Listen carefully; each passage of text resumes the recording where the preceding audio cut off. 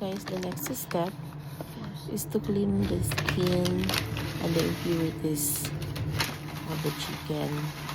So, lalagay tayo dyan ng coarse salt. We're just gonna rub out the skin all together para matanggal yung mga impurities dyan. So, with that, this might take a few more minutes. Thank you for watching, guys. And I put here a question. If would you do the same? Just click yes or no para malaman natin kung ganon din ang ginagawa ninyo sa nabibili nating chicken. Kasi sa ibang lugar nakakat na yan. But just the same, regardless kung binili na yan na nakakat or hindi pa nakakat, would you still rub some salt? So, yung ibang ginagamit, baking powder para matanggal yung mga ano niya, mga lansa niya. So, for me, salt yung ginagamit ko.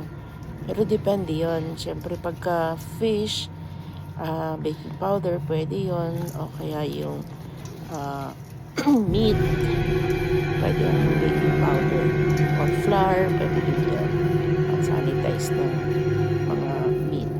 So, for chicken, kasi gusto ko pang matanggal yung mga hindi natanggal na mga dumi sa skin ng chicken.